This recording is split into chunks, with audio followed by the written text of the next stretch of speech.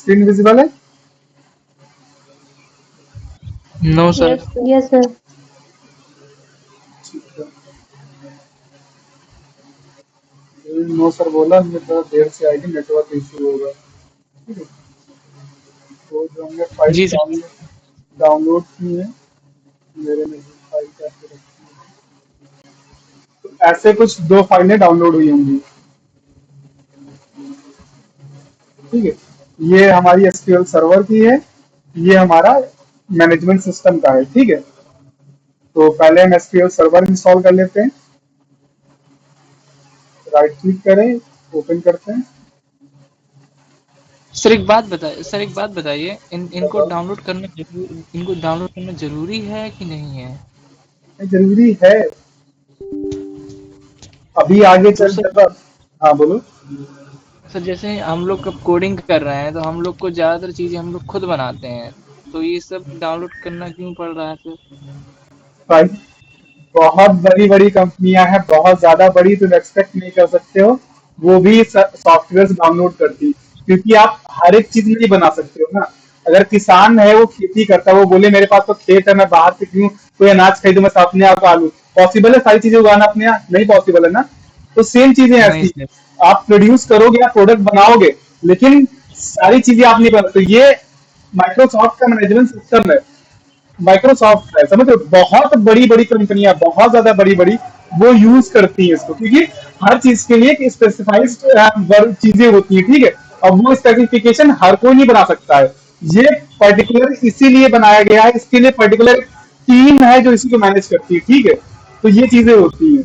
तुम विदाउट किसी भी चीज, तुम कंपनी बड़ी से बड़ी कंपनी में काम करने लोगे, तो भी तुम्हें एसक्यूएल के लिए मैनेज, तुम्हें सर्वर मैनेजमेंट के लिए या तो एमएस एसक्यूएल यूज करोगे, या माई सीक्वल यूज करोगे, या मोंगोडीबी है, बहुत सारे डेटाबेस हैं। तुम्हें कोई ना कोई डेटा स्टोर करने के लिए डेटाबेस यूज करना ही पड़ेगा। वैसे ही तुम्हें फ्रंट एंड के लिए है, तो वो तो यूज करना ही करना, उसका कोई ऑप्शन है ही नहीं। ठीक है, अच्छा।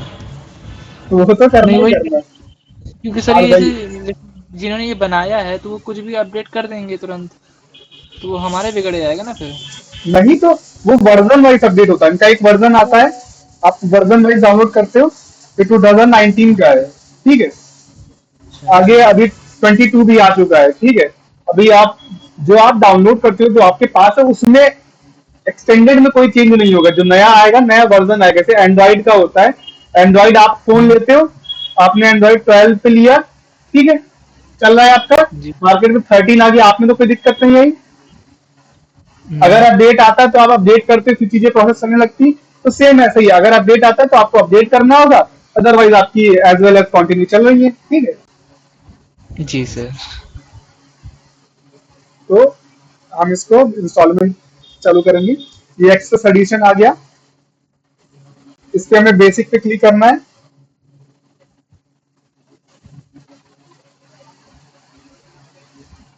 जो नहीं डाउनलोड किए हैं वो या तो स्क्रीन रिकॉर्डिंग कर लें, या जब वेट करेंगे वीडियो जो अपलोड हो जाएगा तो उससे देख के कर लें। मैं सजेस्ट करूंगा कि आप लोग वीडियो अपनी स्क्रीन स्क्रीन रिकॉर्डिंग लगा लो, कि आपको बाद में दिक्कत नहीं होगा। ठीक है, हम एक्सेप्ट करेंगे सारी पॉलिसीज, इसका पाथ सेट करेंगे, ये इतना स्पेस अवेलेबल होना चाहिए, और ये डाउनलोड का साइज इतना है। ठीक है,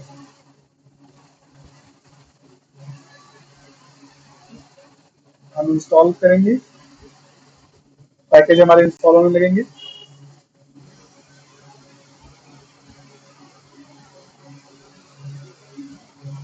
डाउनलोडिंग जो है सक्सेसफुल हो गई है, अब इंस्टॉलेशन बची है।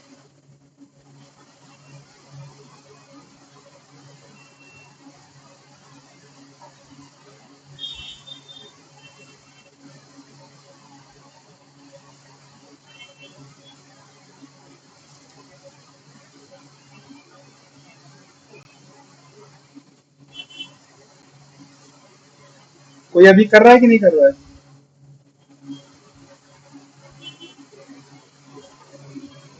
कर रहे हैं सर। ठीक है,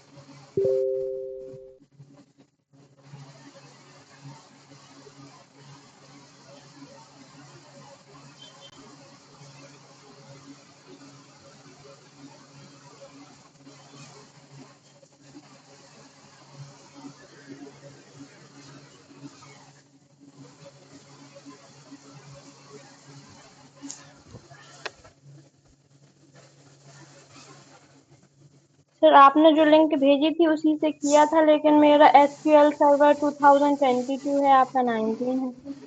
हाँ, मेरा पुराना वर्जन है और जो लिंक है वो नया वर्जन का है, जो लाइव लिंक है वो उसका है। सर ये बहुत ज़्यादा टाइम ले रहा है डाउनलोड इंस्टॉलिंग में।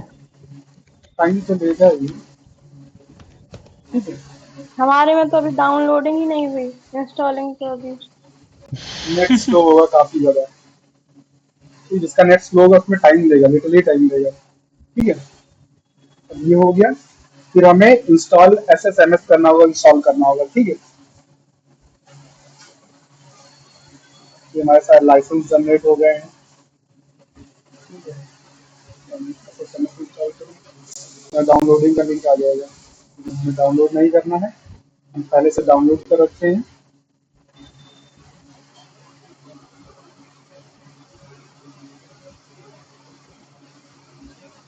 देख लो इस बार, इसको दिक्कत आएगी बताना।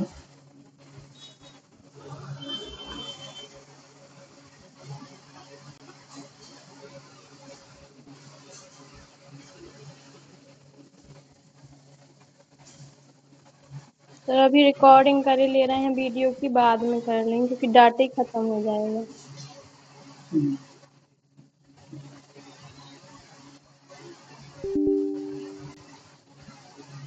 ठीक है।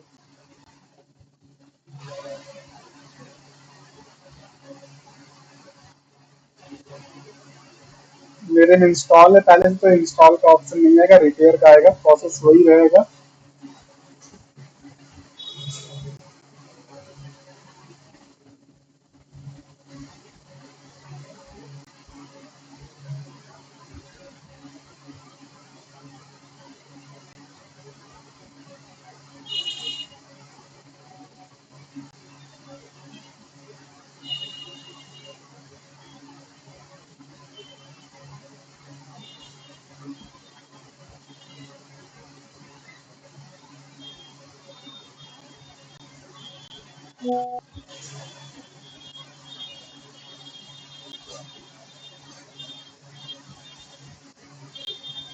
सर क्लाउड से वो वेबसाइट को जोड़ना कब बताएंगे आप? क्लाउड वो लाइव करने का प्रोसेस अलग है, ठीक है। वो मैं बता दूंगा कैसे होता, चलो मैं वो भी देखता हूँ, कोशिश करूंगा कि वो भी बताने का कि लाइव करने का। क्योंकि सर मेन तो वही है। होस्टिंग। भाई वो कहीं कोई नहीं बताता है। जी सर ये तो सही कहा आपने, कोई नहीं कोई बताता।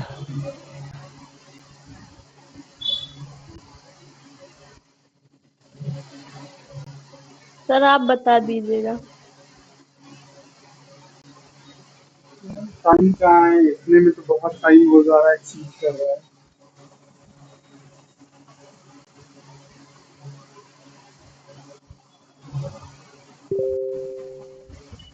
सर ये संडे क्लास ले लीजिए थोड़ी सी, एक एक घंटे की हम लोगों की। कोशिश करते हैं, अगर हो उसमें कोई बहुत बड़ी बात नहीं है, लेकिन उसके लिए आपको वो उसका क्या कहते हैं, वो लेना पड़ेगा, क्या कहते हैं, होस्टिंग, ठीक है।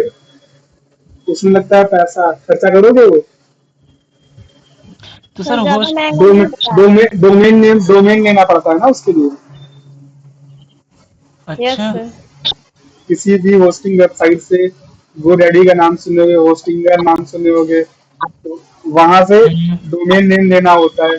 जितनी भी वेबसाइट्स होती हैं उनके जो लास्ट में जो होता है .com .in .co.in, वो सब डोमेन नेम लेना होता है उसके लिए, ठीक है। वो होता है पेड, उस पर मिलती है सर्विसेज, ठीक है।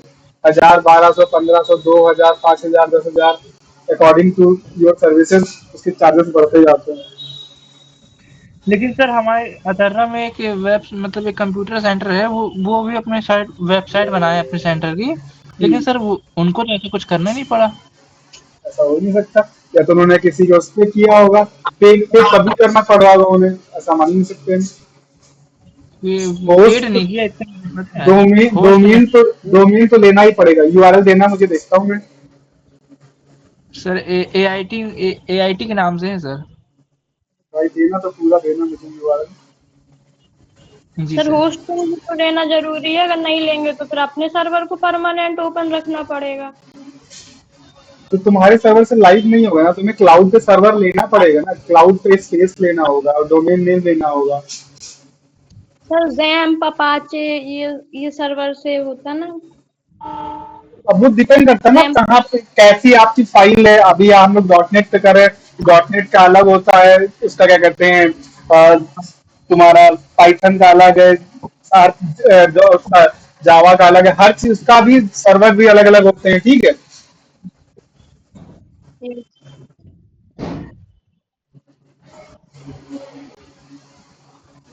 मतलब सर होस्ट हमें खरीदना ही पड़ेगा किसी भी उसमें।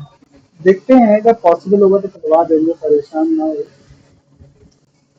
जी सर, क्योंकि हर होस्ट काम से ज्यादा महंगा नहीं आता है, डोमेन ज्यादा महंगा आता है। दोनों की कंबाइंड सर्विसेज होती है ना, सर्विसेज के बेस पे आता है, किस क्या क्या सर्विसेज आप ले रहे हो उसके बेस पे। डोमेन बहुत सस्ते सस्ते भी मिल जाते हैं बहुत जगह तो। आज सर जो इसी के मेन जो बारे में पढ़ते हैं। मेन जो क्लाउड पे स्पेस मिलता है ना, वो महंगा पड़ता है। अब ये जो हमारा सेटअप हो गया है, उसके बाद मुझे रीस्टार्ट करना होगा, रीस्टार्ट करने के बाद कंप्लीटली हमारा हो जाएगा, ठीक है। अब जो हमारा एसक्यूएल सर्वर सेटअप हो जाएगा पूरा, इसको भी क्लोज कर देते हैं। तो हम फाइंड कर लेंगे एसएसएमएस, ये हमारा आ गया। हम इसको ओपन करेंगे।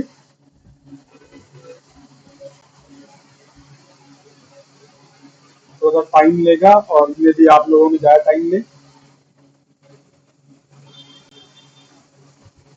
तो ये विंडोज ऑथेंटिकेशन पे चलता है, ठीक है। जब डाउनलोड हो जाएगा आपका सर्वर, तो सर्वर पे सर्वर नेम दे रखा होगा, वो सर्वर नेम देख है ना, उसी सर्वर से हमें कनेक्ट करना होगा। डेस्कटॉप करके सर्वर नेम आता है, ठीक है, तो उससे कनेक्ट करना है। विंडोज ऑथेंटिकेशन हमें यूज करना है और कनेक्ट कर लेना है। ये हमारा कनेक्ट होके हमें ऐसा पूरा इंटरफेस देखने को मिलेगा, ठीक है। यहाँ से हम टेबल्स क्रिएट कर सकते हैं। अब देखो यहाँ पे डेटा स्टोर करने का एक स्ट्रक्चर होता है कि हम डेटा कैसे कैसे स्टोर कर सकते हैं, ठीक है। तो जब भी हमें यहाँ डेटा पे स्टोर करना होता है, तो हमें एक टेबल बनानी होती है। हर एक प्रकार के जितना भी हमें डेटा स्टोर करना है, A to Z, वो सारा यहाँ टेबल के फॉर्म में होगा, ठीक है। जैसे किसी इंप्लॉय का डेटा स्टोर करना है, किसी स्टूडेंट का डेटा स्टोर करना है, किसी कॉलेज का डेटा स्टोर करना है, तो यहाँ टेबल वाइज सारा डेटा स्टोर होता है। टेबल में हम उसका हेडर होता है, जिसमें हम कॉलम जो होते हैं, नंबर ऑफ कॉलम्स हम डिफाइन करते हैं कि क्या क्या कॉलम्स उसमें होंगे, ठीक है। उसके बेस पे हमारे कॉलम बनते हैं। फिर उनमें वैल्यूज कैसी कैसी होगी, इसमें भी डेटा टाइप होता है। डेटा टाइप डिफाइन करेंगे, कौन सा स्ट्रिंग वैल्यू रखेगा, कौन सा न्यूमेरिक वैल्यू रखेगा, कौन सा हमारा कैरेक्टर वैल्यू रखेगा, ठीक है, कौन सा डेट टाइम रखेगा। तो वो सारी चीजें हम डिफाइन करेंगे, तो वैसे हमारा डेटा टेबल डेटा को स्टोर करेगा, ठीक है। तो यहाँ पे हमें जब भी हमें काम करना होता है, सबसे पहले हमें डेटा बेस क्रिएट करना होता है, ठीक है। तो इसमें कुछ डेटा बेस आपको पहले से प्री मिलेंगे, प्री इंस्टॉल्ड मिलेंगे। वो यहाँ पे सिस्टम डेटाबेस होते हैं, ये मास्टर और मॉडल, ये एमएसडीबी, ये कुछ पहले से सिस्टम डेटाबेस होते हैं, ये पहले से मिलते हैं। बाकी आपको नया डेटाबेस क्रिएट करना होगा, तो उसके लिए क्वेरी लिखनी होती है। क्वेरी क्या होती है,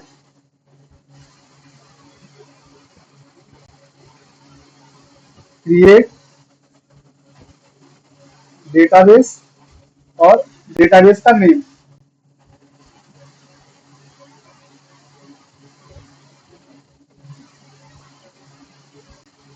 टेस्ट डेटाबेस और हम क्या करेंगे, क्वेरी को यहाँ से एग्जीक्यूट करेंगे।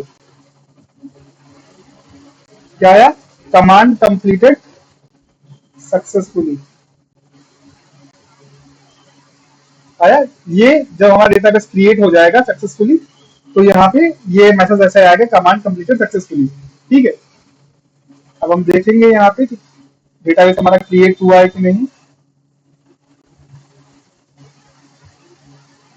अभी मैं सर थोड़ा रिफ्रेश, जूम इन, सर थोड़ा जूम इन कर दीजिए, बहुत छोटे-छोटे वर्ड आ रहे हैं। यहाँ पे कर दूंगा, इस पे नहीं होगा,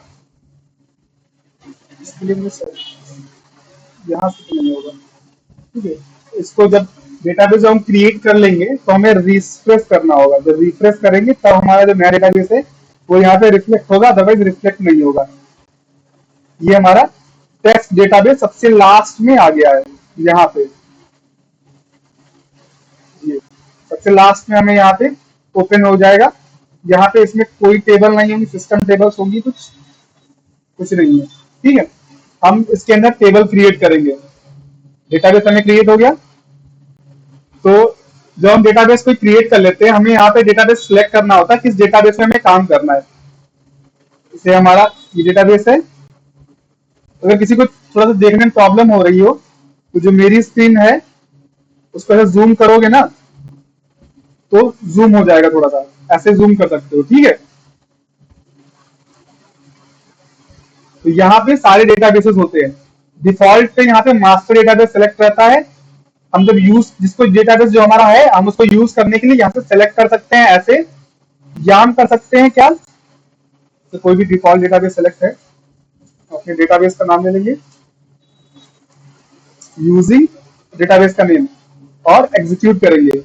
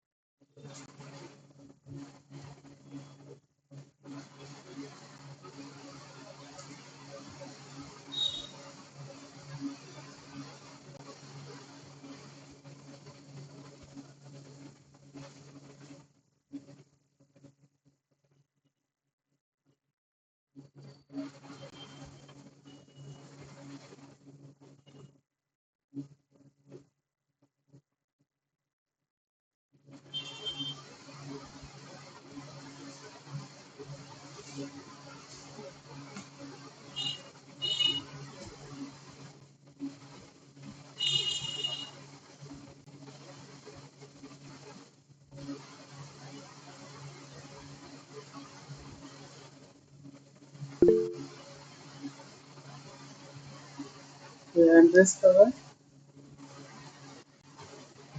हेलो सर।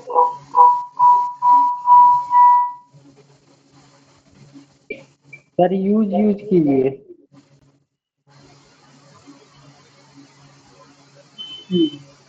यूज कमांड काफी टाइम हो गया। तो यूज कमांड हम सिलेक्ट करेंगे तो डिफॉल्ट हमारा सिलेक्ट हो जाएगा। ठीक है, अब हम इसमें टेबल क्रिएट करते हैं। तो जितनी चीजें हैं हम क्वेरी से भी कर सकते हैं सारी चीजें, और सारी चीजें हम यूआई से भी कर सकते हैं। जैसे नॉर्मली डेटाबेस ऐसे सेलेक्ट भी कर सकते हैं और डेटाबेस ऐसे यूज करके भी वो कर सकते हैं। ठीक है, टेबल टेबल जो हमें क्रिएट करनी है, हम टेबल भी या तो हम यहाँ से टेबल क्रिएट कर सकते हैं। ठीक है, न्यू टेबल करके यहाँ से कॉलम नेम, जैसे हम सीरियल नंबर ले लेते हैं। सीरियल नंबर का डेटा टाइप हमारा जो भी है हम इंट ले लेते हैं। इंटीजर के लिए यहाँ पे इंट होता है। अभी मैं डेटा टाइप सारी चीजें मैं लिखवा दूंगा। ठीक है, आप सिर्फ देख लो ऐसे ही। तो छोटी क्लास रखेंगे आज के लिए। हमारा डेटा टाइप हो गया, सॉरी हो गया। हम नेम ले लेते हैं। जब यहाँ पे हमें कोई भी मतलब स्ट्रिंग डेटा टाइप यूज करना होता है तो स्ट्रिंग के लिए यहाँ पे दो होते हैं, क्या कहते हैं डेटा टाइप, एक वैरकैर होता है, एक एन वैरकैर होता है। ठीक है, तो एन वैरकैर जो होता है हमारा वो इंग्लिश और हिंदी दोनों तरह के, हर तरह के लैंग्वेजेस के वर्ड स्टोर कर सकता है। बट जो वैरकैर है वो सिर्फ इंग्लिश स्टोर करता है। ठीक है, तो हम एज पर यूज हम यूज करेंगे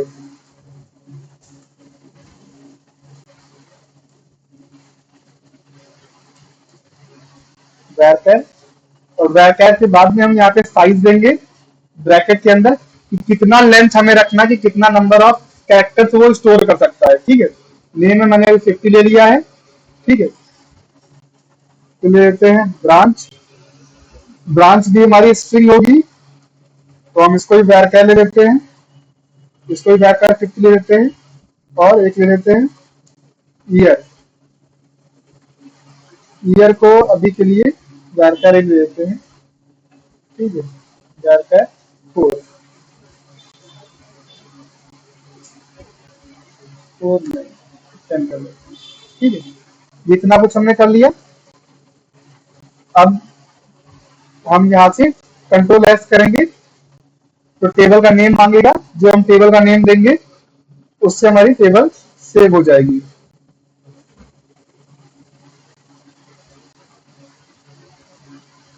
हमने स्टूडेंट नाम से टेबल सेव की और टेबल हमारी सेव हो गई। ठीक है, ये हो गया हम जो नॉर्मल टेबल ऐसे क्रिएट करते हैं। ठीक है, दूसरा हम क्या कर सकते हैं, हम डायरेक्ट टेबल ऐसे यहाँ से सेलेक्ट कर सकते, यहाँ से क्रिएट कर सकते हैं क्वेरी के थ्रू।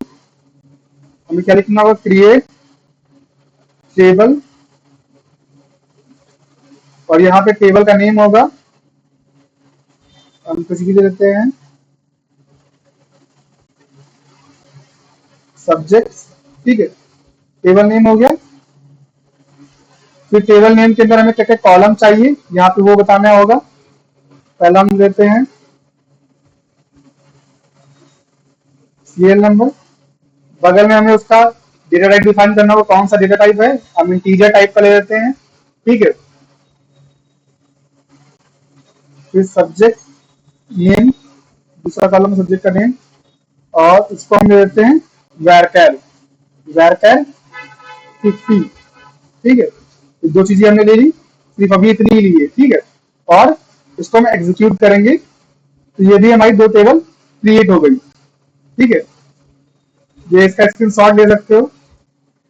बाकी अभी मैं सारी चीजें क्वेरी सारी लिखवा दूंगा, अभी सिर्फ प्रैक्टिस के लिए है। थोड़ा सा देख लो, उसके बाद हम पूरा सेक्टर वाइज देखेंगे, बनाना सीखेंगे पूरा। ठीक है, थियरी के साथ में। तो हमने ऐसे टेबल क्रिएट कर ली। जो हमारी टेबल क्रिएट हो गई तो हम टेबल देखेंगे कैसे,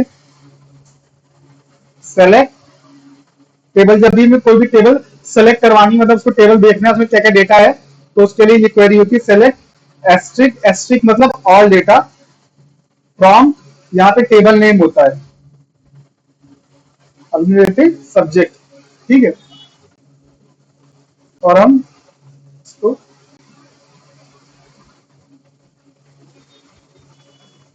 क्या बोले सब्जेक्ट्स दिया था क्या सब्जेक्ट्स, ठीक है।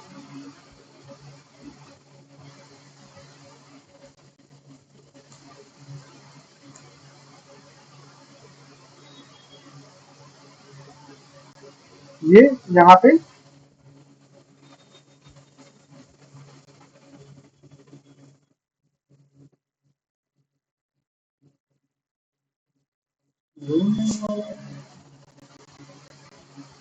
यहाँ पे से सेलेक्ट होके आ जाएगा ये, ठीक है।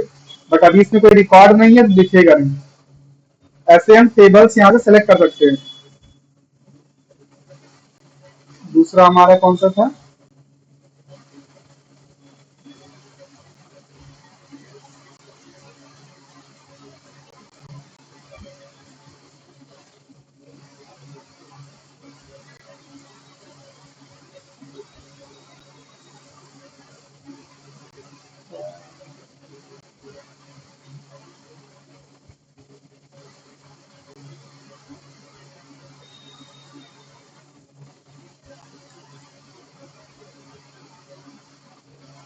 ये स्टूडेंट, दोनों टेबल हमारी बन गई हैं और दिख रही हैं, ठीक है। अब जब टेबल हमारी बन गई है तो टेबल में हमें डेटा स्टोर भी करना होगा। टेबल में डेटा स्टोर कैसे करते हैं,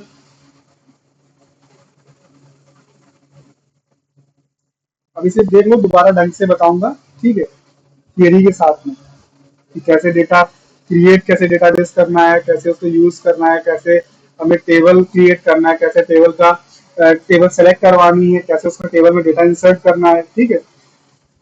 जब डेटा हमें इंसर्ट करना होता है तो उसके लिए क्या क्वेरी होती है, हम लिखते हैं इंसर्ट, ठीक है, इंसर्ट कमांड लिखते हैं। फिर किसमें इंसर्ट करना है, insert into table name. Table हमारी कौन कौन सी हैं, स्टूडेंट, हम पहले स्टूडेंट में इंसर्ट कर लेते हैं। ये हमारी स्टूडेंट टेबल हो गई। हमें क्या क्या स्टोर करना है इसमें, क्या क्या वैल्यू है इसमें, स्टूडेंट में सीरियल नंबर है, ब्रांच है, नेम है और ईयर है, ठीक है। तो सीरियल नंबर हम 1 ले लेते हैं। जब भी हम कोई वैरचर वैल्यू लेंगे, कोई भी स्ट्रिंग वैल्यू लेंगे, तो वो सिंगल कोट्स के हमेशा अंदर लेंगे, ठीक है, सिंगल कोट्स में वैल्यू लिखेंगे। नेम हम लिख लेते हैं राज, ब्रांच लिख लेते हैं हम आईटी, ईयर लिख लेते हैं फर्स्ट, ठीक है। सॉरी, अभी तो हमने कॉलम नहीं बताया है। कॉलम क्या होगा, SNO, फिर हमारा नेम है, फिर ब्रांच है, फिर ईयर है, ठीक है। ये हमारे हुए कॉलम नेम्स। अब इनकी वैल्यूज, वैल्यूज क्या है, ये वैल्यूज है हमारी। सीक्वेंस हमेशा सेम रहेगा, सीरियल नंबर का सीरियल नंबर है, नेम का यहाँ पे नेम रहेगा, ब्रांच यहाँ पे ब्रांच रहेगी, ये ईयर यहाँ पे ईयर रहेगा, ठीक है। इतना हमने किया, उसको सेलेक्ट कर लिया और एग्जीक्यूट किया। यहाँ पे आ गया मैसेज, 1 रो अफेक्टेड, मतलब एक रो इफेक्ट हुई है कहाँ पे, टेबल में। और हम इस टेबल को इंसर्ट करवाएंगे, सेलेक्ट करवाएंगे, देखते हैं कुछ आया कि नहीं टेबल में। ये यहाँ पे टेबल में डेटा आ गया, दिख रहा है।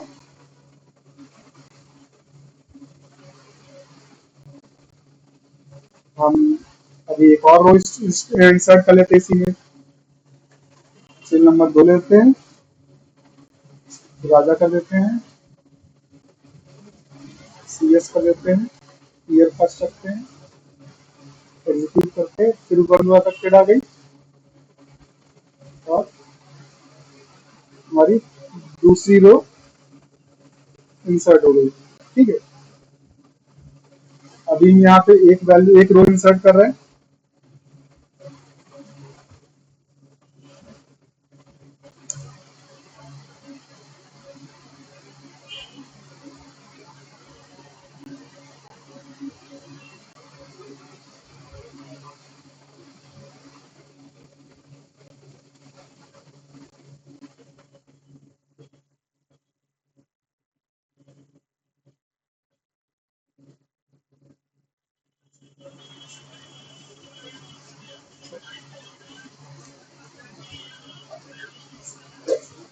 हमने एक साथ 2 रो इंसर्ट की, तो यहाँ पे मैसेज क्या आया, 2 रोज इफेक्टेड, मतलब 2 रो इंसर्ट हुई।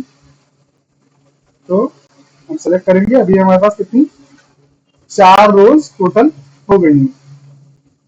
ठीक है, अभी मैंने यहाँ पे स्टार लगाया है तो सारे रिकॉर्ड आ रहे हैं। ठीक है, अगर मुझे सिर्फ नेम चाहिए तो मैं यहाँ पे नेम लिखूंगा, तो हमें सिर्फ नेम मिलेगा, सिर्फ नेम मिल रहा है। और अगर ब्रांच भी चाहिए तो कॉमा,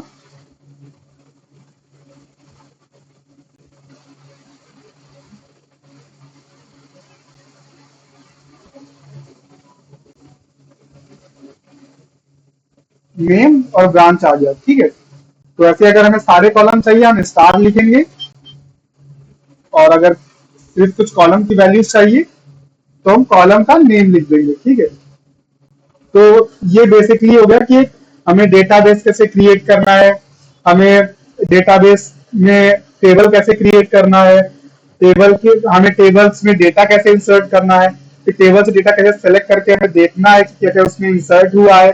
तो वो सारी चीजें हमने देखी। ठीक है, समझ में आया थोड़ा थोड़ा कि नहीं? आया सर। बाकी हम इसके भी नोट्स प्रॉपर बनाते हुए चलेंगे। नोट्स हम कल से प्रॉपर बनाना सीखेंगे, सारी चीजें नोट्स मतलब मेंटेन प्रॉपर करेंगे इसका, स्टेप बाय स्टेप क्या क्या क्वेरीज इसमें होती है। ठीक है,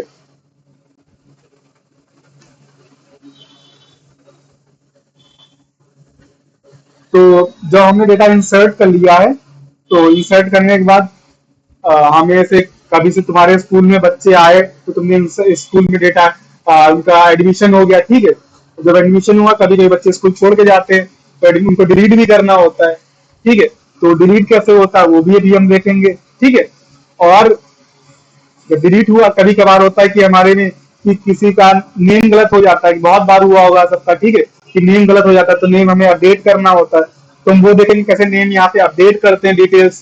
ठीक है, किसी एम्प्लॉय की, तो वो सारी चीजें हम अभी सीखेंगे स्टेप बाय स्टेप कि कैसे यहाँ पे वो करते हैं। ठीक है, फिर कभी कभी होती पूरी टेबल हमारी गलत हो गई, हमें पूरी पूरी टेबल रिमूव करनी है, तो पूरा पूरा टेबल हटाएंगे। ठीक है, तो वो चीजें होती हैं। अब इसमें काफी चीजें हैं, इसमें इंपॉर्टेंट कीज होती हैं, फॉरेन की होती है, प्राइमरी की होती है, वो सारी चीजें हम स्टेप बाय स्टेप देखेंगे। ठीक है, और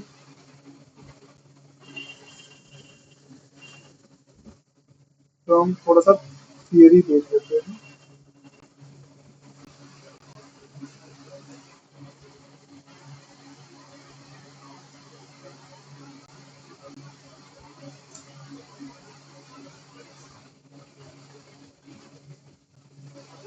कितना समझ में आया सबको कि थोड़ा थोड़ा नहीं?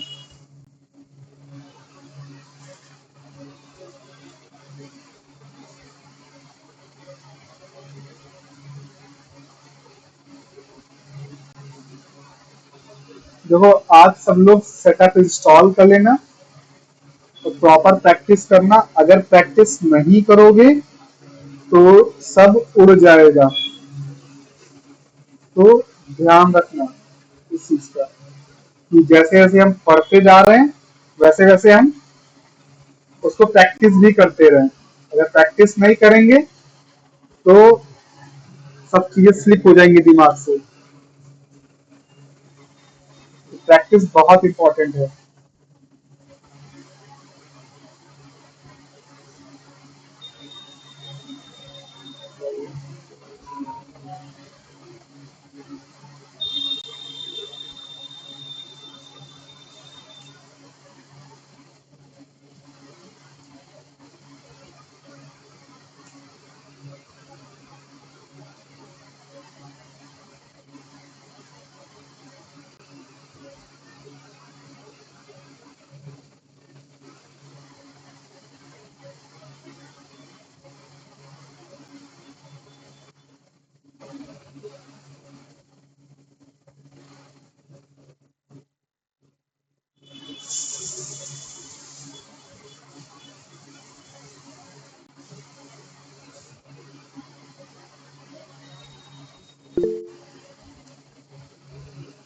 किसी कुछ बोलना है?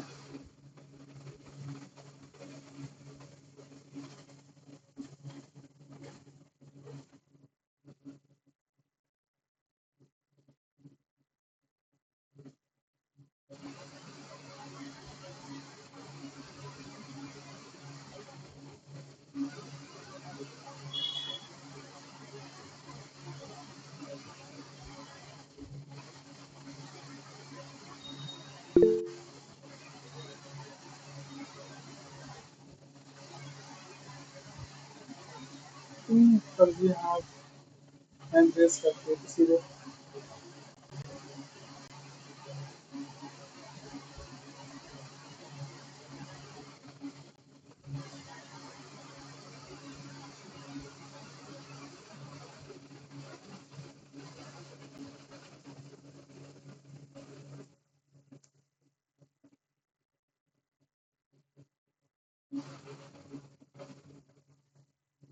तो एसक्यूएल का जो फुल फॉर्म होता है स्टैंडर्ड स्ट्रक्चर्ड क्वेरी लैंग्वेज होता है, ठीक है।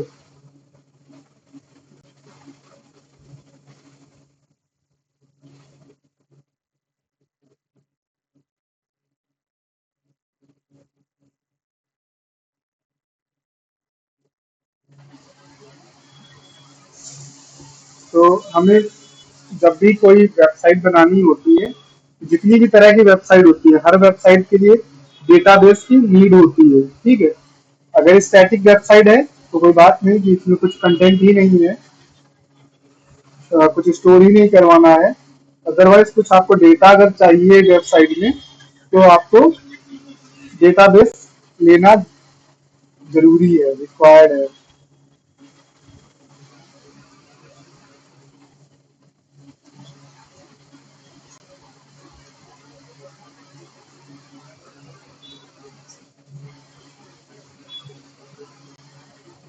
Source data from database, so you will need a database।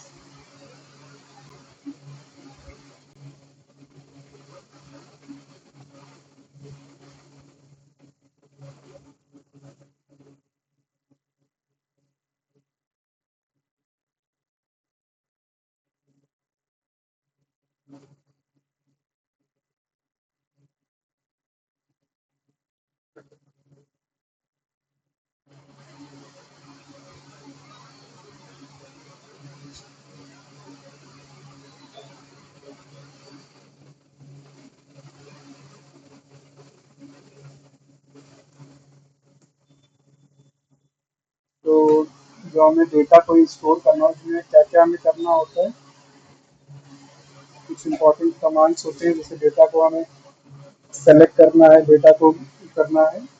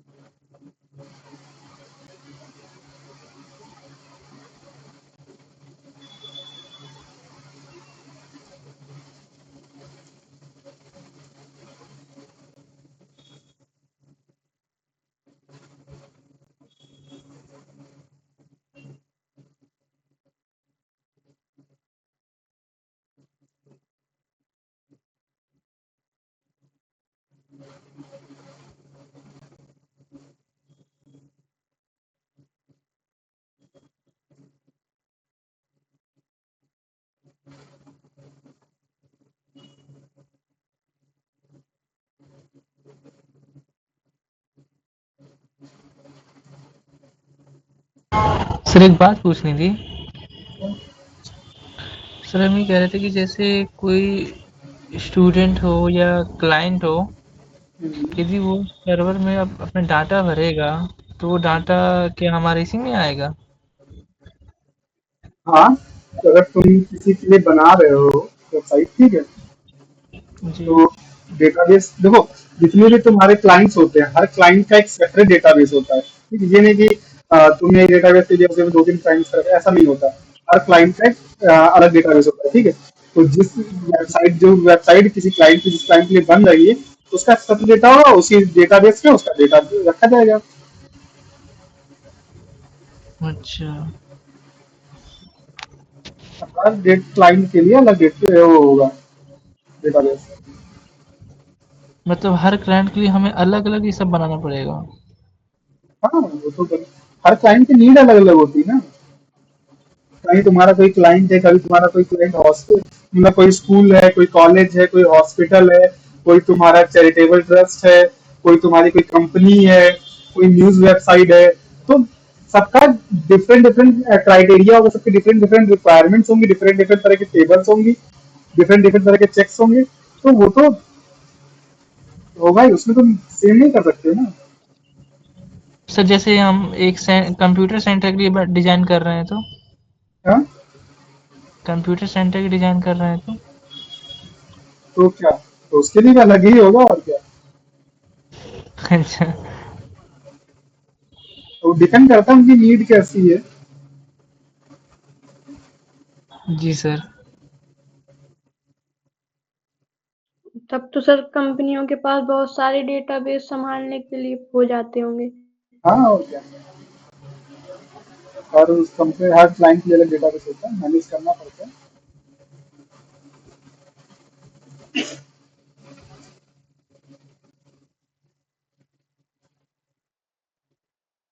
दो क्लाइंट का डेटा एक साथ में नहीं रख सकते हो ना।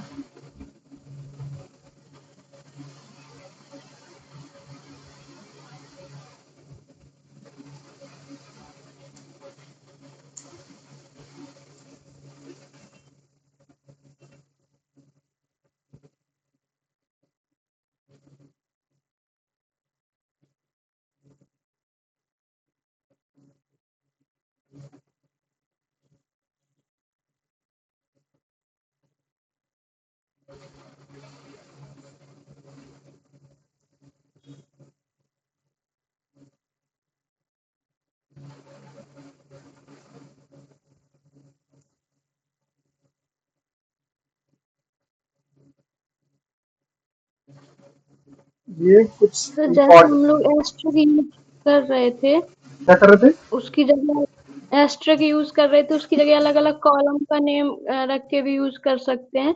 तो सर हाँ, जो अब डाटा एक्सट्रैक्शन या डाटा हाइडिंग होता है वो यहीं से लगाया जाता है ना? जो व्यू लेबल होता है डेटाबेस का एक गुण। हाँ, देखो, हमें डेटाबेस हमें अपनी नीड के अकॉर्डिंग, देखो, कुछ चीजें होती है जो क्लाइंट को नहीं दिखानी होती है। अब जैसे अभी तो हमने सिर्फ सिंपल यहाँ पे एक टेबल बनाई है, ठीक है। अब यहाँ पे आगे चल के मल्टीपल टेबल्स होंगी। मल्टीपल टेबल्स मीन्स कि से सब्जेक्ट जो होंगे, तो सब्जेक्ट तो कॉमन होंगे, जितना पूरा स्कूल जो है। तुम मान लो एक स्कूल की डेटा बना रहे हो, ठीक है। एक स्कूल में कितनी तुम्हारा, अगर हम नॉर्मल 1 से लेकर 12 तक चले तो 12 क्लासेस है, ठीक है। 3 हम छोड़ देते हैं वो, तो 12 क्लासेस हैं। 12 क्लास में सब्जेक्ट तो वही होंगे, हिंदी, इंग्लिश, मैथ, फिजिक्स, जो कॉमन होंगे, ठीक है, सब्जेक्ट तो वही होंगे। लेवल चेंज होगा वो अलग की, सब्जेक्ट तो वही होंगे। तो उनके लिए हर स्टूडेंट जो होगा, हर क्लास का स्टूडेंट जो होगा, उसके लिए सब्जेक्ट की टेबल एक कॉमन होगी। कभी तो है नहीं कि हम अच्छा, फर्स्ट क्लास के लिए टेबल हम सब्जेक्ट की अलग बना रहे, सेकंड क्लास के अलग बना, नहीं बनाएंगे ना। सबके लिए कॉमन क्लास होगी, ठीक है, एक कॉमन टेबल होगी। और जब हमें नीड होगी क्लास के स्टूडेंट के अकॉर्डिंग सब्जेक्ट की, तो वहां पे हमें टेबल की ज्वाइनिंग लगती है, एक टेबल से दूसरी टेबल की। तो हम लिंकिंग करते हैं टेबल से टेबल का, तो उसके अकॉर्डिंग हम डेटा फेच करते हैं, ठीक है। तो ऐसे होता है। और तो वहां पे चीजें होती है, वो लिंकिंग के लिए हमें आईडी की नीड होती है। तो ऐसी चीजें होती है, वो आईडीज क्लाइंट के लिए कोई वैल्यू नहीं करती है, लेकिन हमारे लिए वो आईडीज बहुत वैल्यू करती है, ठीक है। तो बहुत चीजें हैं कि जो क्लाइंट को नहीं मतलब होती, वो हमारे लिए होती हैं। तो वो हम अपने अकॉर्डिंग डेटा कैसे हम स्टोर करें, उससे क्लाइंट को मतलब भी नहीं होता है। डेटा आपको स्टोर करना है, आपको दिखाना है और आपको यूज कराना है उससे, ठीक है। तो वो चीजें होती हैं भाई। दवा लगी हुई है। ओके। तो हाँ, तो ये चीजें हैं।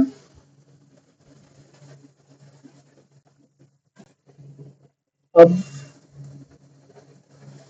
इम्पोर्टेंट, ये जो कुछ इम्पोर्टेंट जो हमारे कमांड्स हैं बहुत इम्पोर्टेंट हैं, ये सारे के सारे, ठीक है। इनका बहुत ज्यादा यूज होता है। अभी बहुत से कीवर्ड्स हैं, वो हम धीरे धीरे यूज करते करते सीखेंगे। एक साथ पढ़ लोगे तो दिक्कत हो जाएगी। हम सिंटैक्स लिख देते हैं सबका।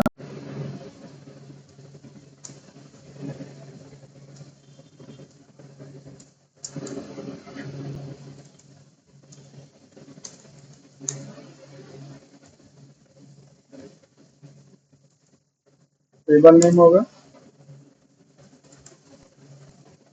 और डेटाबेस में केस सेंसिटिव नहीं होता। स्मॉल कैपिटल आप कुछ भी यूज कर सकते हो, उसके लिए मैटर नहीं करता है।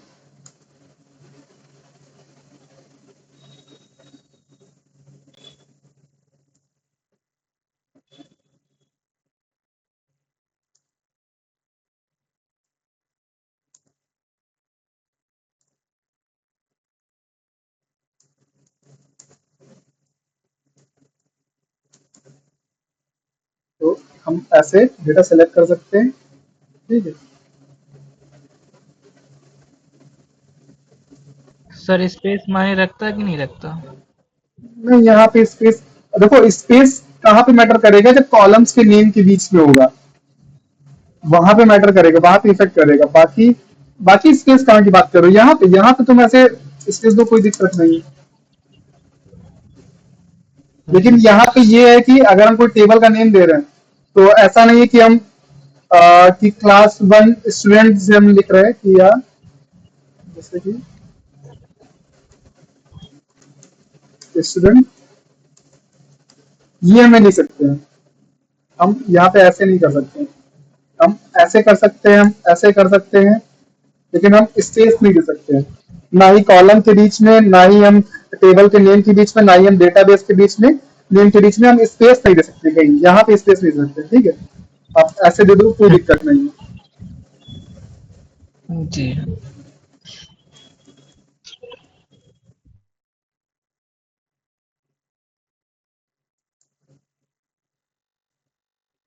Update,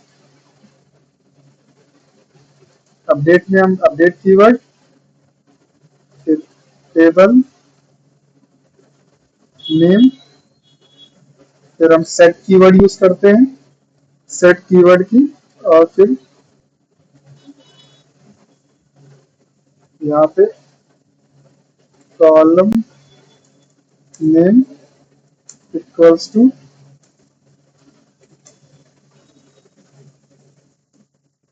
new value. अब न्यू वैल्यू अगर हमारी वैरचर है तो वो सिंगल कोट्स के अंदर होगी, अगर कोई इंटीजर है तो वो ऐसे ही रहेगी, ठीक है। वो आप अपने पढ़ी समझ लेना, ठीक है। ये इतना चीज रहेगा। और इसमें एक चीज और होती है, वेयर क्लॉज, वो हम बाद में बताएंगे, ठीक है। नॉर्मल चलो हम वो भी लिख देते हैं, बता बाद में देंगे। ऐसे ऐसे ये एक कॉलम है, हम दूसरे भी कॉलम की वैल्यू चेंज कर सकते हैं।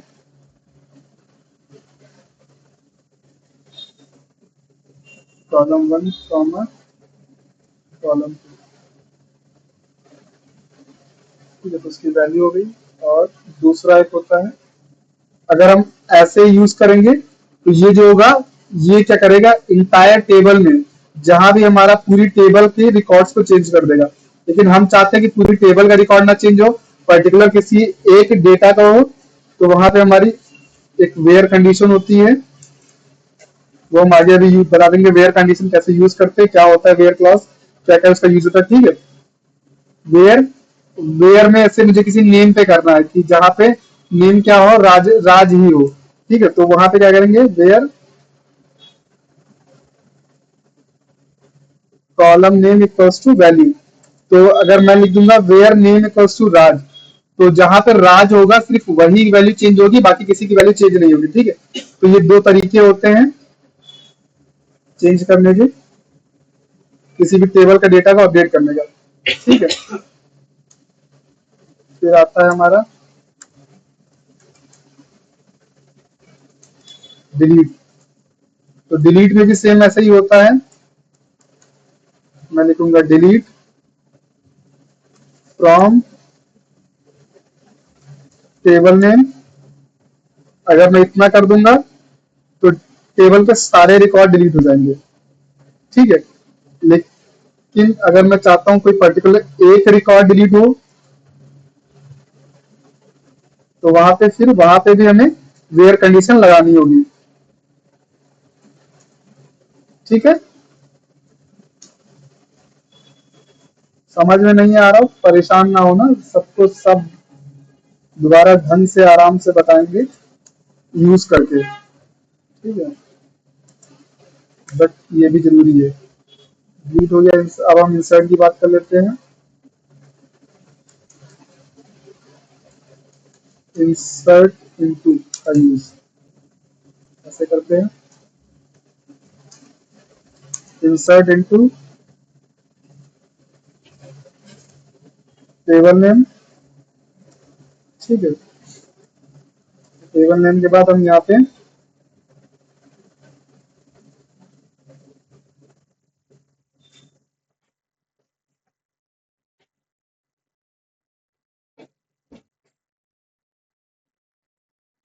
कॉलम 1, कॉलम 2, कॉलम 3 जो भी हमारे कॉलम होंगे सारे कॉलम दे देंगे। उसके बाद वैल्यूज, वैल्यूज में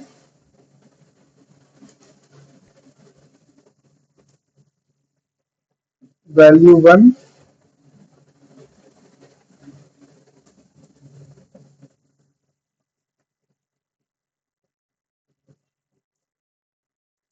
कॉमा वैल्यू 2, कॉमा वैल्यू 3। ठीक है, एक हम नॉर्मल ऐसे कर सकते हैं। और दूसरा तरीका क्या है,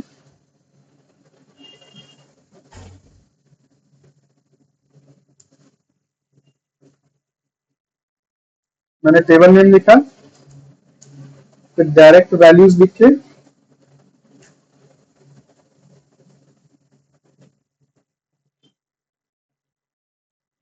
वैल्यू अंदर ब्रैकेट के। ठीक है, अब इन दोनों में डिफरेंस क्या होता है, इन दोनों में डिफरेंस इतना है कि जब हम कॉलम नेम ऊपर डिफाइन कर रहे हैं तो वहां पे हम चाहे तो कुछ कॉलम्स को स्किप कर सकते हैं। जैसे अभी मैंने यहाँ पे सारी चीजें लिख रखी हैं, अगर मैं यहाँ पे ईयर छोड़ दूं तो कोई दिक्कत नहीं होगी, कुछ में ब्लैंक वैल्यू इंसर्ट हो जाएगी। ठीक है, 5 कर देता हूँ,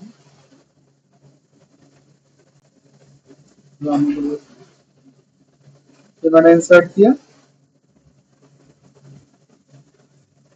तो यहाँ पे नल इंसर्ट हो गया, ये नल हो गया। ठीक है, लेकिन जब हमारा अभी कोई दिक्कत नहीं, जब नलेबल होगा, जब नलेबल नहीं होगा वो भी हम बताएंगे नलेबल क्या होता है, नलेबल नॉट क्या होता है। ठीक है, तो ये चीजें ऐसे हैं कि अगर हमें डायरेक्ट से यहाँ पे कॉलम हटा दिया तो हमारा उसके बाद भी वैल्यू एंटर होगी। यहाँ पे लेकिन क्या है, यहाँ पे हमें पूरा सीक्वेंस में देना ही होगा, हम किसी बीच की वैल्यू को स्किप नहीं कर सकते हैं। अभी हम यहाँ पे ईयर हटाए थे, हम यहाँ पे ब्रांच हटा देंगे और ब्रांच हटा के सिर्फ हम ब्रांच को ब्लैंक कर देंगे तो वहां पे ब्लैंक ब्रांच में नल एंटर हो जाएगा। लेकिन अगर हम ऐसे करेंगे तो यहाँ पे अगर हम लास्ट कॉलम ब्लैंक छोड़ रहे हैं तो लास्ट कॉलम सिर्फ ईयर ब्लैंक होगा, बाकी एंटर हो जाएगा। ठीक है, तो ऐसा कुछ होता है। तो उस वजह से सीक्वेंस से अगर हमें देना है तो सीक्वेंस के लिए हमें ये यूज करना होगा, अगर हम सारी वैल्यूज दे रहे हैं तो हमें ये यूज कर लेंगे। ठीक है, बाकी प्रीफर्ड रहता है कि आप ये प्रीफर करो, ये यूज करो। इंसर्ट होगा क्रिएट डेटाबेस,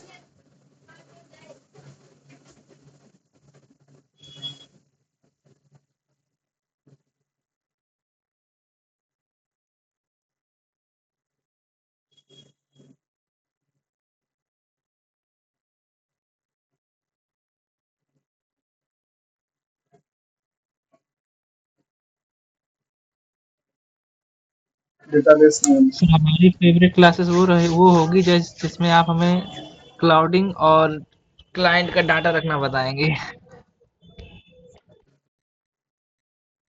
स्किल एक्सपेक्ट मत करो।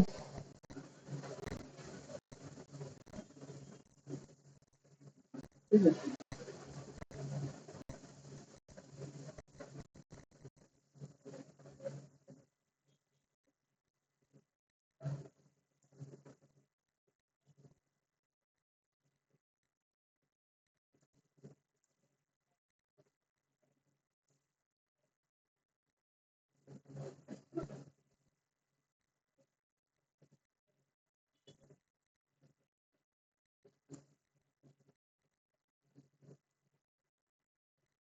ये हमारे बहुत बेसिक से जो कमांड्स हैं वो सारे हैं यहाँ पे।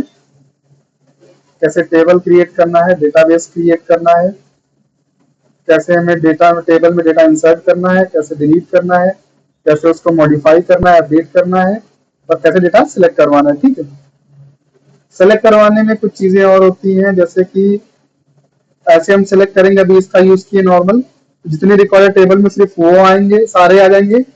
और अगर हम चाहते हैं कि सिर्फ कुछ ही रिकॉर्ड है, जैसे कि अगर मैं यहाँ पे लिख दूं टॉप 10, तो सिर्फ जो टॉप 10 होंगे टॉप 5 कर देंगे, टॉप 5 जो होंगे टॉप 3 कर देंगे, जो टॉप 5 3 होंगे, जो सिर्फ टॉप 3 रिकॉर्ड ही आएंगे, उसके अलावा रिकॉर्ड्स अपीयर नहीं होंगे। अभी से यहाँ पे 5 रिकॉर्ड्स हैं, अगर मैं टॉप 3 कर दे रहा हूँ, अब इसको एग्जीक्यूट करूंगा तो सिर्फ 3 तक रिकॉर्ड आएंगे, बाकी नहीं आएंगे। ठीक है, तो ये चीजें हैं डेटाबेस की हमारी कुछ।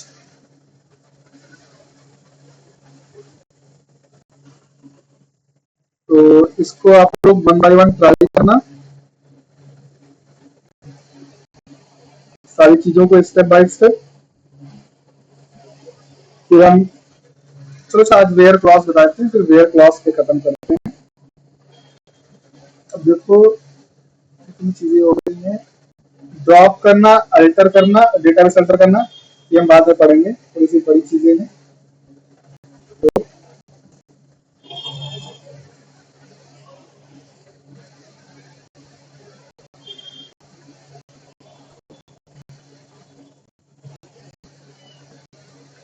वेयर क्लॉज, वेयर क्लॉज का जब यूज कर लिया तो बता देते हैं क्या होता है वेयर क्लॉज। वेयर क्लॉज का बेसिकली हम लोग वहां यूज करते हैं जब हमें किसी सिलेक्टेड चीज को टारगेट करनी हो। ठीक है,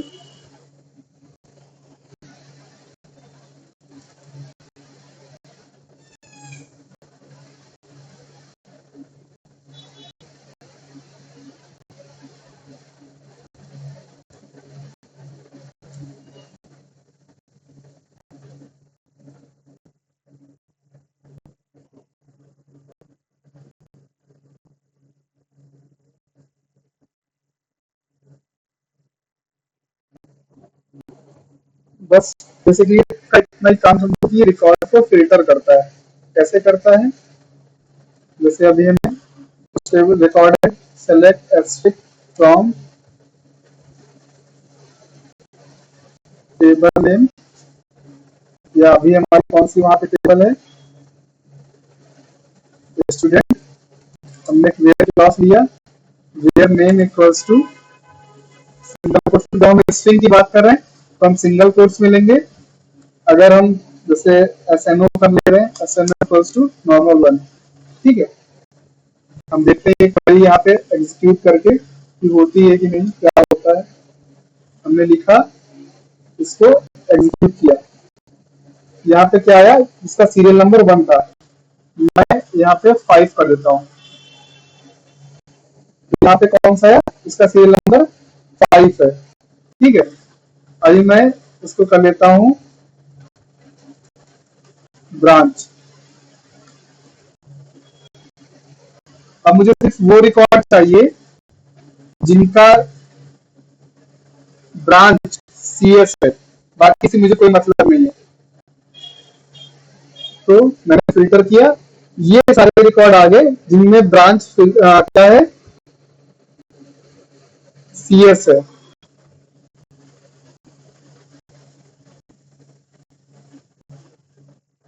मैं IT कर दूं, और ये स्मॉल में कर रहा हूं, वहां कैपिटल में लिखा हुआ है, ठीक है, तब भी सारा आ जाएगा। तो यहाँ पे स्मॉल और कैपिटल मैटर नहीं करता, आप स्मॉल में लिखो चाहे कैपिटल में लिखो, बस मैच करना चाहिए कैरेक्टर, ठीक है। ये सारी चीजें जितने भी जहां पे CS रिकॉर्ड था वो सारा यहाँ पे आ गया, ठीक है। अब जैसे हम वहां पे पढ़ते थे इक्वल्स टू और नॉट इक्वल्स टू, ठीक है, तो यहाँ पे भी होता है इक्वल्स टू के लिए, जैसे वहां पे हम डबल इक्वल्स टू लगाते थे, यहाँ पे कंपेयर करेंगे डबल इक्वल्स टू नहीं, यहाँ पे सिंगल इक्वल्स टू यूज होगा, ठीक है। और नॉट इक्वल्स टू के लिए ये यूज होता है। अभी मैं लगाऊंगा जहां पे नॉट इक्वल्स टू CS है, तो नॉट इक्वल टू CS के मतलब जहां पे CS नहीं है वो सारे, हमारे पास दो ही तरह के रिकॉर्ड है जिनमें CS है या तो IT है। तो CS का हम नॉट इक्वल टू लगा दिए हैं, तो जितने जिनमें CS है वो सारे हट जाएंगे, सिर्फ IT वाले रह जाएंगे, तो IT वाला आ गया। अभी मैं नॉट इक्वल टू IT लिख दूंगा, तो जितने भी IT के रिकॉर्ड है वो सारे हट जाएंगे। मैं एग्जीक्यूट करूंगा तो ये हट गए, सिर्फ CS वाले रिकॉर्ड आ रहे, ठीक है। वेयर क्लॉज समझ में आया सेलेक्ट के टाइम पे कैसे वर्क करता है, समझ में आया कि नहीं? Hello, yes sir. ठीक है। अब वेयर क्लॉज का हमने सेलेक्ट में यूज पढ़ा कैसे रिकॉर्ड फिल्टर करता है, ठीक है।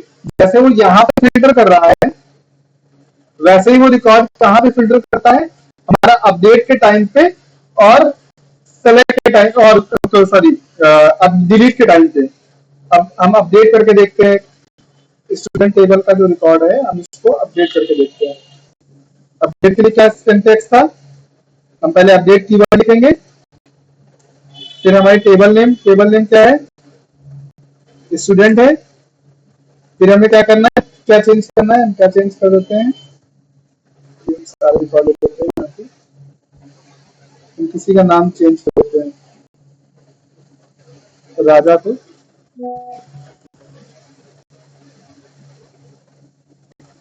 हम सेट कीवर्ड यूज करेंगे, और हमने लिखा नेम इक्वल्स टू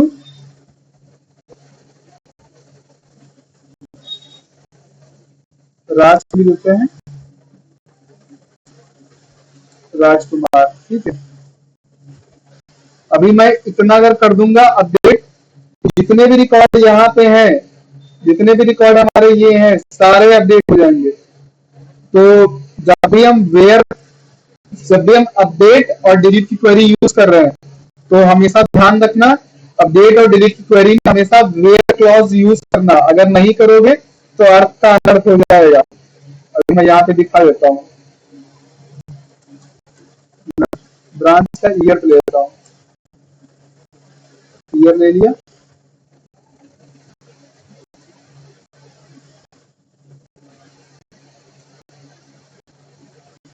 मैं सेकंड करता हूँ और इसको एग्जीक्यूट करता हूँ। 5 रो अफेक्टेड, 5 रो पे इफेक्ट किया है इसने,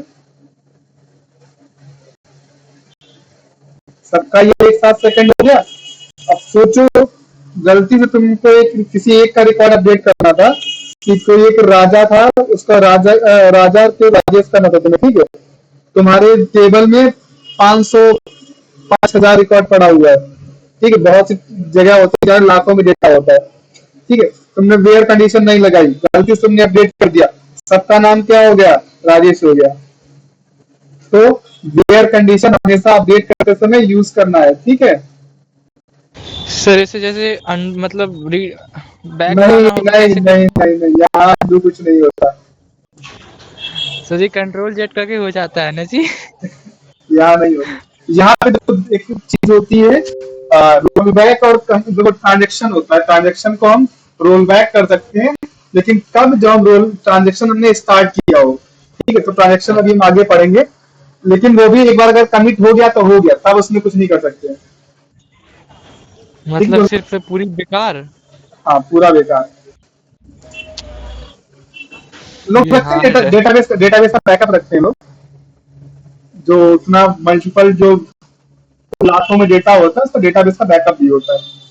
अब सोचो, हम लोग छोटा सा तुम रिकॉर्ड सोच रहे हो, अब सोचो फेसबुक जो है ऑल ओवर वर्ल्ड चल रहा है, इंडिया में कितने यूजर होंगे? ऑल ओवर वर्ल्ड चल रहा है तो कितना यूजर होगा, कितना डेटा उसको मैनेज करना होगा। और आज के टाइम पे तो अभी हम जितनी क्लास में लोग हैं, मैक्सिमम इन्हीं में से किसी के पास 2 3 3 फेसबुक आईडीज होंगी। अब सोच लो कितना डेटा होगा, उस डेटा को मेंटेन करना, ठीक है, उसमें भी हल्का सा वेयर क्रॉस चला, सब गया, ठीक है। तो ऐसी कंडीशन से होता है, गलतियां होती है लोगों से, तो वहां पे लोग प्रिकॉशंस करते हैं कि जो हमारा करंट डेटा है उसका एक बैकअप भी रख दें। अगर कुछ गलती होती है तो डेटा पे होता है बैकअप, डेटा हमारा सेफ रहता है, ठीक है, तो परेशान होने की वहां की बात नहीं होती, लोग बैकअप रखते हैं। सर ऐसे उनका किसी, तो अपना खुद का सर्वर होता होगा ना? हाँ उनका तो खुद का सर्वर है ही। जैसे सर सबका गूगल का अपना खुद का सर्वर होता है, फेसबुक का खुद का सर्वर सबका अपना होता है, क्लाउड इंस्टा का होता है, खुद का सबका सर्वर अपना होता है। क्लाउड है, सबका अपना क्लाउड है। तो सर इन लोग ने क्लाउड को खरीदा होगा कि मतलब खुद से बनाया होगा? क्लाउड लेते हैं, इन लोगों को भी कहीं ना कहीं से स्पेस लेना ही पड़ता है ना क्लाउड से। खुद का क्लाउड जी बनाते हैं तो क्लाउड इंजन खुद का क्लाउड बनाएगा तो। जी सर। अब ये हमें यहाँ पे वेयर कंडीशन लगाना है नेम पे, वेयर नेम इक्वल्स टू राज, ठीक है। अब इसको एग्जीक्यूट करेंगे, यहाँ पे क्या है, 1 रो अफेक्टेड, एक रो पे अफेक्टेड मतलब प्रभावित, ठीक है, किसी एक रो को इसने प्रभावित किया है, तो ये जो हमारा राज था इसको राजकुमार कर दिया इसने, ठीक है। तो ये हो गया हमारी अपडेट की क्वेरी, कैसे हम अपडेट करते हैं।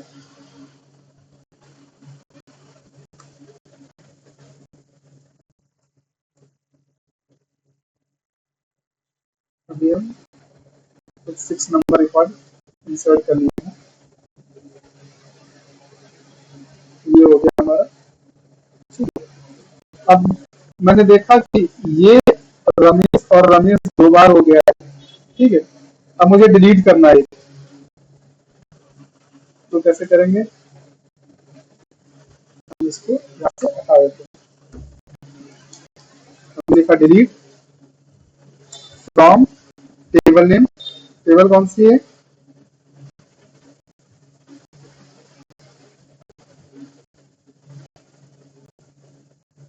स्टूडेंट वेयर, हम नेम पे लगाएंगे तो क्या होगा, हमारा ये भी डिलीट हो जाएगा, ये भी डिलीट हो जाएगा। तो हम क्या करेंगे, नेम पे नहीं लगाएंगे, हमें किस पे लगाना होगा, सीरियल नंबर पे। SNO इक्वल्स टू कितना है, 6, डिलीट किया, हमारी कितनी रो इफेक्ट हुई, 1 रो, 5 रोज आ गई। अब दोबारा मैं अगर इसको फिर से एग्जीक्यूट करूंगा तो क्या आएगा, 0 रोज अफेक्टेड, कोई रो पे कुछ नहीं इफेक्ट पड़ा है, ठीक है, सारे एग्जिस्टिंग कंडीशन में।